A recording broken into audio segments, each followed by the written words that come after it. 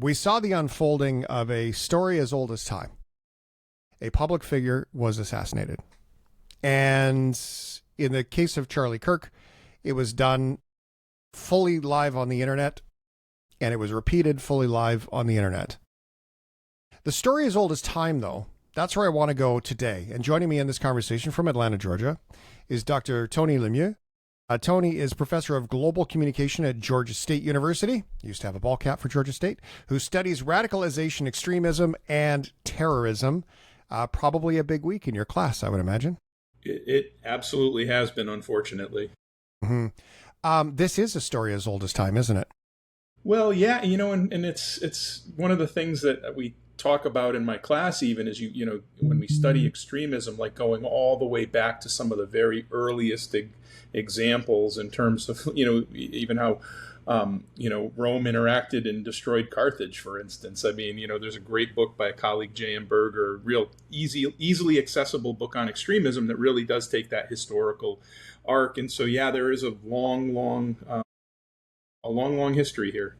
Where do we cross over from radicalization, notions of extremism, into the terror part, into the, hey, by the way, I think this is a good idea? And you have to understand, if we put on the lens of these people, I imagine that like a pair of glasses. So you borrow your friend's glasses, you put them on, and you know how you go, how do you see with these things? That's a great metaphor of these people have their glasses on and they believe what they're doing is right. They believe what they're doing will help. How do we cross over from notions to, yeah, this is the right thing to do today? That's a really important part of the question, and it's still one that we are wrestling with, but the real key is when you start to see the in-group and out-group differences made much more stark, really exaggerated, the us versus them language, concepts, the kind of thing that really creates this other who is evil and needs to be harmed and destroyed, and that we have to harm and destroy them, either through direct physical action, policy, any number of ways, but because that's the thing that's going to make our own group able to live and thrive and succeed. So, and you see that portrayed when you see the language of the other portrayed as an existential threat. That's sort of at the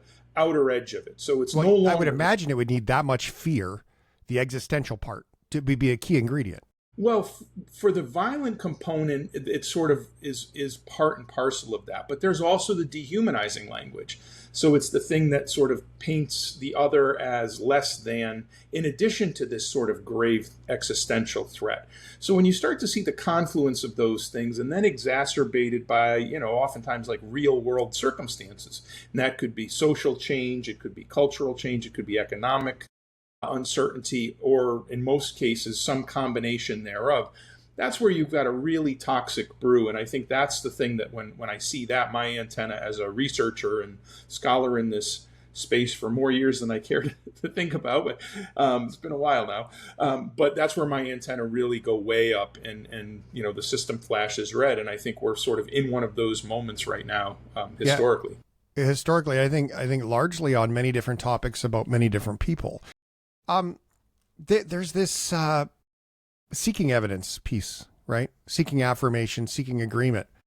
Has that just become easier? When you think back in the day, even 80 years ago or whatever, it took people getting together 100 years ago, sneaking into basements of pubs, right? You think back to, revolutions in Europe, and people had to sneak around, get together. It was a chore. So if you were going to go, if you were going to show your face in that place, in that meeting, you knew that it had to matter to you. Seeking agreement and finding that sense of community matters, that sense of belonging, as strange as that might sound. And yet today you can sort of find it easy anywhere. That must exaggerate this process. Well, yeah, and it's not as strange as it sounds. And in fact, the belonging motive is a really powerful one here. And some of the data I've worked with firsthand, there's a neo-Nazi accelerationist group called the Base, classified as a terrorist organization by the Canadian government in particular. And I worked to really analyze the transcripts and the sort of exfiltrated data of their recruiting and their interviews. Essentially, think about this as job interviews to get into this group. And, some of the questions and some of the things that people said in this process were really focused on that, need to belong and find somewhere to fit in where they could, voice, particular opinions that might lead to social sanction or opprobrium in other contexts. But here they're sort of around like-minded people, and it creates that sort of loop that closes a bit. And so that's just, but one example. But there really is, I think, really compelling evidence, across different kinds of contexts. This is also true of jihadist groups, like finding people where there's like a window of some kind of change, vulnerability, something where there's a sense of belonging that's missing, and there's a need that can be filled here. And I used to be much more skeptical of that until I really started to see it more in some of the very original data and in people's own words as they go to join these groups. And then there are the other things, that go along with that, that are things like, previous criminal activity and things that sort of put you in that sort of space that, makes these kinds of things a little more plausible. But it is true in sort of the online environments and the social media sort of space writ large that you're going to see things that are going to pull you further in and increase engagement. And so the things that are, you might find a little more morally outraging, or things that, you tend to agree with, you seek out more. So therefore you see more of it, and it pulls you into these spaces a little bit more. And that is one of the, kind of affordances, and one of the ways that, the sort of algorithms that drive us to particular kinds of content, especially when we seek it out even a little bit at first, it's sort of like a perfect storm here. And I'm not here to sort of cast aspersions, say, negative things about social media. There's tremendous amounts of good things social media does. There's great uses, but there is also this potential for misuse and abuse. And we do see that, unfortunately, too much. If I've learned from you academics that if we take a topic and it can be talked about in different disciplines, that's usually pretty core root problem, right? And so we can speak to it in your experience. We can talk to it in sociology, in psychology, everything else. The fear of not belonging is such a core of so many things that humans go through that people take advantage of it. And I only say it to acknowledge it and make sure that people go, oh, right, that's actually a thing. And that's a real core thing that we need to look in the mirror when we follow our groups and say, well, does this matter to me? Or am I just, filling my leaky boat here? Yeah, and that is, and from a social psychological perspective, and I think others, but you hit the nail on the head there, that there is a fundamental social need to belong, like that people have. There's varying degrees of it, of course, but sort of at, the sort of what makes us tick, that's a pretty important one.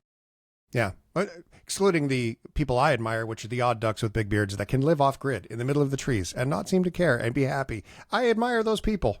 Yeah, but but if we're talking about extremism, one of those people was a Unabomber, so it's not, it's not all perfect over there either. I was just going to say, but also perfect recipe for more trouble. So it's quite amazing. When we take away from this, what's something that you can flag for us, Tony, that when we're in conversations with friends or we're seeing other friends' behavior, and I mean it not from a place of judgment, just from care and concern, what do we do?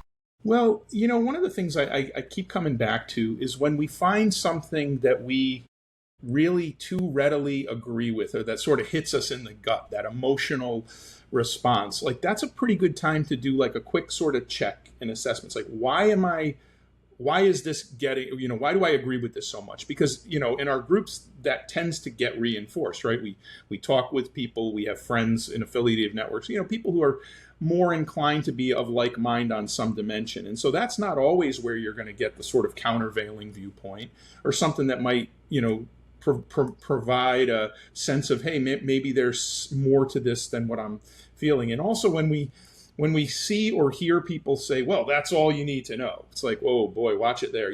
So there's some of those things that you see, and it's, makes for a good social media sort of clip. It's something that gets attention. But when we feel something and we're too ready to jump on it and agree and be like, yeah, that's it, and that's the bad guy, and forget all of them, the people on the right or the people on the left, or like whatever the dimension is, right? Because this cuts all across. It's just that when we start to see the other as part of some amorphous group, right? The language of they, or we got to go get them. Well, who's the they and the them in Oh, this them? situation? Yeah, I that's got to like, tell you, Tony, in my keynotes about language and mindful use of language, the biggest, and I don't mean as an identifier, them clearly belongs in English language. But when we use it as a separator, they and them, not as the loving way, but in the they and them, that's one of the most dangerous words. If you ever want to find some of the most ugly rhetoric in history, look for that word. I agree. And that goes to the point about the sort of demonization, scapegoating, othering, very fundamental, like at the base of extremism. Couple that with some conspiratorial thinking or some other thing that implies this insidious, rot that needs to be stamped out kind of language. And that's, where I really watch out. I think that we see that a lot. We encounter it, at all sort of levels. But I think that if there's a place where we can try to find some circuit breakers, at least within ourselves, like that might be a good one to say, like, why am I reacting to this? Or why am I seeking things out that really affirm this particular viewpoint and maybe downplaying some other things? Because we all are human. We all have our own kind of cognitive biases. We all have our own motivations, and motivated reasoning and thinking is a real thing. So if we're aware of that and at least try to have some sort of guardrails or safeguards, and think about that from a social and digital media literacy perspective. I mean, there's lots of ways we can do it, but I think that's a really important one, is to just, when you feel, when there's that emotional reaction to something that creates that outrage that you direct towards some others, it's like, that's a pretty good moment to just do a quick check. I bring this conversation not in a moment of understanding of the behaviors of people that break crimes and do things. I do it from the place of understanding how slippery the slope can be for all of us that don't. And this is part of the things that we can be responsible for in our own discipline and care of others. And I think that part really, really matters. And I just think it's always worth reiterating, Tony, that these people believe that what they're doing is right, just like we do and what we believe is right. And so that's how normal it can be for people who do these things. Well, and not only, that, but that it's like becomes a moral imperative and obligation. Like, people, who are engaging in this kind of targeted violence or diffuse violence in the case of terrorism, think that they're doing the right thing. They're on the right side of history, that their actions might awaken others to the truth and and it's misguided. So I think any of those things that really get at, we need to harm others to protect our own group or to advance our own group, like that's a really critical piece of it. And the other, reality here is that, there is potential all over the place for, things up to and including the actual acts of violence. There's sort of the cognitive and behavioral elements. There's things that are in policies that we may be more inclined to support if we don't like a particular group, for instance, and that cuts across. And so, there's like the sort of ultimate expression of this that shows up in this kind of violence.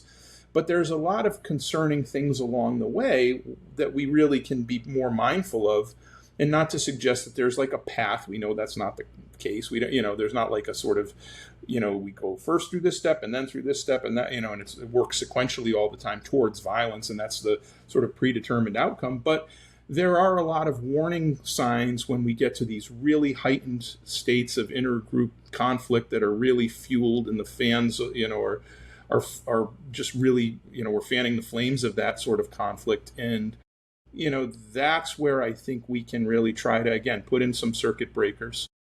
We across Canada have a forest fire alert system. It's like you drive into an area and it's like a temperature gauge. It's like green, and then there's like yellow, and there's orange, and then there's red, right? Which is like danger, danger. If you could evaluate at least Western culture today, generally on the threat level of all of this, it's not a contract. No one's going to hold you to it. Just what you see. Where would you put us generally as a society on that temperature gauge? Well, I hate to prognosticate and try to be predictive, but, for this exercise, I think there is enough to be very substantially concerned about, that where even when we see like the response to things, and even if it sort of is floated, but it gets pulled back, like I was watching in the wake of, Charlie Cook's shooting, when, a number of responses, even before the perpetrator was known, identity, motives, it was like, all right, it's time for the Civil War. It's like, what? And granted, that's like an extreme and, relatively minority, position, thankfully, but it's not that uncommonly held. Like, it should be way less commonly held, right? That this is the thing that's going to tip us over. Well, I would say that it was, we were guilty. There was a lot of people that were very guilty of assuming they knew who did it and why right now. I mean, so the assumptions were rampant. And the projection of those, right? Because if you look at like who was asserting the, who did it and what their motives were and why, and then who the group behind it was that you have to go after, like there was so much projection there that it was just wild, right? And it was like, this is very telling, and especially, again, problematic because it's going to get to that demonizing and scapegoating. So that's at a pretty all-time high. I think we need leadership that actually reflects the values of unity rather than division. And I think that is something that, as we see, and this is not just not a Western phenomenon exclusively, but, the sort of populist nationalist push that is really something we're seeing globally is also of concern, because like this moment isn't, it might be more acute in some places, some nations more than others at a given moment. But I mean, you can, look across the world, look at, from India to Italy to Hungary to Brazil, you can look all over the place. And even like with Brexit, I mean, some of the animating factors behind that result. So we're seeing something that is really not, unique to one place. It sort of shows up differently in different places, but underlying it are really, I think, some very sort of similarly disconcerting trends. I've always imagined that this sort of shooter, if you will, being the crusty old man that's had enough. Has it shifted where young people are affected more in this, or is my stereotype just wrong? Well, probably just a little wrong, because it's really, I mean, if you look at the preponderance of like who's doing these things, they tend to skew younger. Okay. And that's why, like, for instance, Frazier Glenn Miller, and I don't know if the audience will remember this case. This was a U.S.-based case. He was a guy who, this was in Kansas City, Missouri, I believe in 2012. And he was really older, had a long history of being active with like the KKK and such. But he went to, synagogue and went to shoot up the place. And as he was getting hauled off, was yelling Heil Hitler out of his police car window. And one of the things that stood out about that case was that he was substantially older than most perpetrators of that kind of crime. So there are some of the examples of people who are older, but again, this kind of violence tends to skew towards the younger age brackets. Fascinating stuff, Dr. Tony Lemieux. Thank you very much for spending this time with us and helping us understand what goes on behind actions like these. Appreciate you. Yeah, my pleasure, and I hope to get to visit you in Ottawa soon.